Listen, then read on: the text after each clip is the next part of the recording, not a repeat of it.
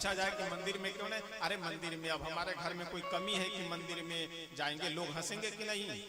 अरे बेवकूफ आदमी, ताश खेलने में तुम्हें लोग नहीं हंस रहे हैं, दारू शराब पीने में तुम्हें लोग नहीं हंस रहे हैं, नाच नौटंकी ऑर्केस्ट्रा देखने में आपको लोग नहीं हंस रहे हैं, और मंदिर में चले जाने पर लोग हंसेंगे। अगर लोग हंसे तो हंसने दो उसे। देखिए, अगर आप अपने जीवन में यह सोच लिए कि लोग क्या कहेंगे, तो ये लोग जब तक आपको बर्बाद नहीं कर देंगे तब तक चुप नहीं रह सकते। एक मैं उदाहरण बताऊं आपको कि अगर आप इधर उधर देख करके चलिए तो लोग क्या कहेंगे कि देखो ये आदमी ठीक नहीं है, सबके घर में इधर उधर निहारते देखते चलता है, आदमी सही नहीं है। आप नीचे मस्तक झुका करके चलिए तो यही लोग कहेंगे कि बताओ कितना अभिमानी है, एकदम अभिमान में चूर रहता है, अपने आप में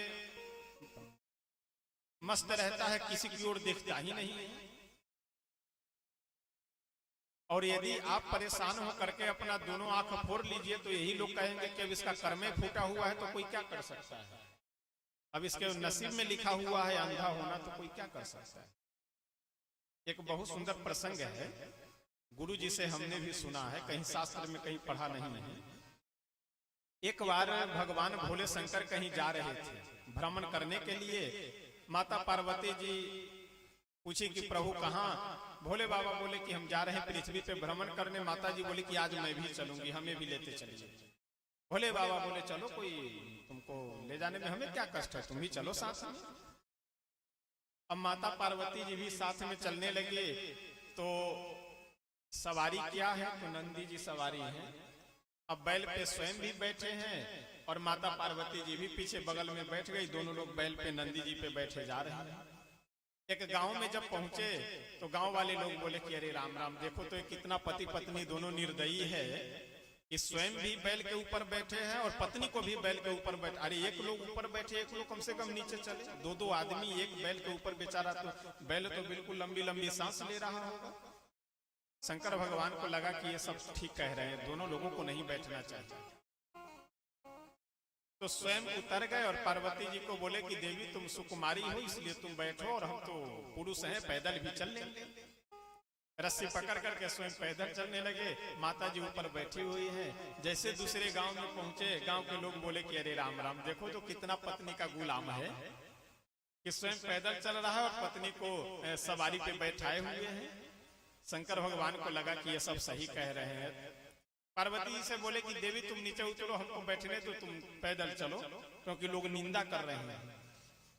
माता जी बोले कि स्वामी जो आ गया। उतर गई। शंकर भगवान बैठे, बैठ करके चले दिए। तीसरे गांव में पहुंचे तो गांव वाले लोग बोले कि अरे राम राम, देखो तो कितना निर्दयी आदमी है कि स्वयं बैल के ऊपर बैठा हुआ है और पत्नी को पैदल चला रहा है। स्वयं पुरुष है, स्वयं पैदल भी चल सकते हैं, और पत्नी कितनी सुकुमारी लग रही है देखने में, और पत्नी को पैदल चला रहा है, स्वयं बैल पे चढ़ा हुआ है, सवारी पे बैठा है। शंकर भगवान को लगा कि ऐसा है कि अब कोई झंझट ही नहीं करना है, और रस्सी पकड़ करके सीधे नंदी जी भी पैदल चले और हम लोग भी पैदल चले, इस पे बैठना ही नहीं है सवारी पे। अब जब चौथे गांव में पहुंचे तो गांव वाले लोग कहते हैं कि देखो तो कितना मूर्ख आदमी है। अरे जब सवारी साथ में है तो पैदल चलने की क्या आवश्यकता है? अब शंकर भगवान बोले कि अब तो एक ही उपाय है कि नंदी जी को उठाकर कांधे पे रख ले, और दूसरा कौन उपाय है? अकेले बैठो तो समस्या, न बैठो तो समस्या, दोनों लोग बैठ जाओ तो समस्या, दोनों लोग उतर जाओ तो समस्या। तो निवेदन मैं यही करना चाहता हूं कि यदि आप यह सोचेंगे कि समाज के लोग क्या कहेंगे, तो समाज जब तक आपकी अंत्येष्टि न कर देंगे तब तक चुप रहने वाला नहीं है। तो इसलिए जो अच्छा हो वह आप कीजिए। लोग क्या कह रहे हैं, भाड़ में जाए, लोग भाड़ में जाए पड़ोसी। अगर मंदिर में जाने से आपको अच्छा लग रहा है, मंदिर में जाना आवश्यक है, जरूरी है, सेवा करना चाहिए। अच्छा, कई बार मैं देखता हूँ मंदिर में जो व्यक्ति 1 रुपए नहीं देता होगा वो आदमी हमेशा हिसाब किताब लेता है। अरे पुजारी ये फूल लूट रहा है, अरे तुम भी लूट लो जा करके। सबसे ज्यादा अगर मौज है तो मंदिर में ही पुजारी बन करके बैठ जाओ, बढ़िया एकदम मलाई खाओ। अरे गधा पचीसी करने वाले बेवकूफ आदमी, तुम भी जाकर के मलाई खा लो, दम है तो। इसलिए लोग क्या कहेंगे नहीं कहेंगे इससे कोई मतलब नहीं।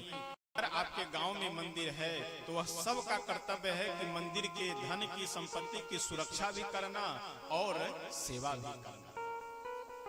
और आजकल मैं देखता हूं कि भगवान की संपत्ति को लोग जैसे अपने बाप की संपत्ति समझ लेते हैं।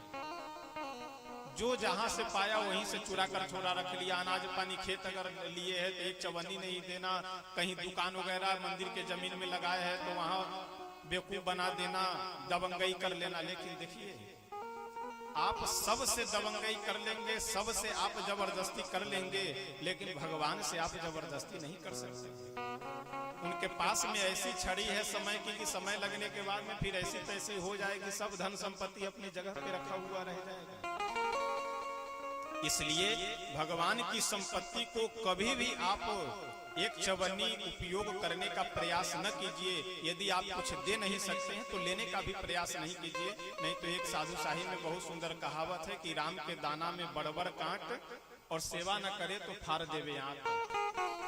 तो इसलिए अगर आपको न विश्वास हो तो कभी आप अकेले में आइएगा। मैं कम से कम 100 उदाहरण ऐसा बताऊंगा कि भगवान की संपत्ति को खाने वाला और भगवान की संपत्ति का दुरुपयोग करने वाले को आज पानी देने वाला कोई नहीं है। पूरा परिवार तहस नहस हो चुका है और बिखर चुका है। तो इसलिए निवेदन मैं यही करूंगा कि गांव में अगर आपके टोला मोहल्ला में कहीं भी मंदिर है, धर्मस्थल है, वहां जाइए। आप प्रतिदिन न जा पाए, कम से कम हफ्ते में जाइए। हफ्ते में न सही 15 दिन पे वहाँ साफ सफाई, सेवा, भजन जो कुछ भी हो सके 10 मिनट 15 मिनट आप जाइए, वहाँ कीजिए। मैं तो खुलेआम कहता हूँ कि अगर 10 परिवार कहीं मुस्लिमों का हो तो प्रतिदिन भले जाए ना जाए, लेकिन हफ्ते में एक दिन सारे के सारे लोग मस्जिद में अवश्य जाएंगे नमाज पढ़ने के लिए। अगर सिख है तो वह गुरुद्वारे में अवश्य जाएगा। अगर कोई भी व्यक्ति क्रिश्चियन है तो अपने चर्च में रविवार को अवश्य जाएगा। लेकिन दुर्भाग्य है हिंदुओं का कि वर्षों हो जाता है कि मंदिर के अंदर पैर नहीं रखे। काहे कि लोग हंसेंगे। दुनिया का कुल कुकर्म करता है, वह सब कुकर्म करता है, उसमें एक डर नहीं है कि लोग हंसेंगे। लेकिन मंदिर में चले जाएंगे तो लोग हंसेंगे, इसलिए मंदिर में वो जाते हैं। तो निवेदन मैं यही करूंगा कि कोई भी धर्मस्थल हो उसकी सेवा कीजिए, उसको बना करके रखिए, उसकी व्यवस्था जहां तक हो सके करना चाहिए, जाना चाहिए, आना चाहिए। तो श्री मनु जी महाराज अपने मन में यह विचार कर रहे हैं कि घर में रहते हुए बहुत समय व्यतीत हो गया, लेकिन आज तक मन में वैराग्य नहीं हुआ, तो चल करके अब भजन करना चाहिए।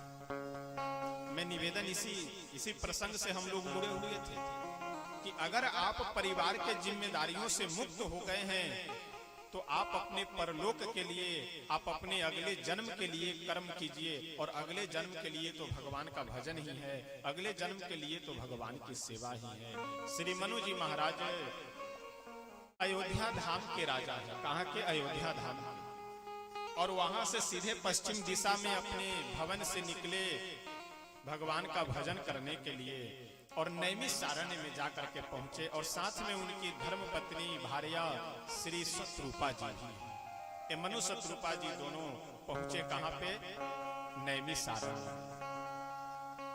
नैमिषारण्य में गए और जाकर के बड़ी ही श्रद्धा भाव के साथ में भगवान की आराधना करते हैं, भगवान की पूजा करने लगे। नैमिषारण्य बहुत बढ़िया तीर्थ है, बहुत बढ़िया धर्मस्थल है। बड़े बड़े ऋषि महर्षि लोग मनु जी से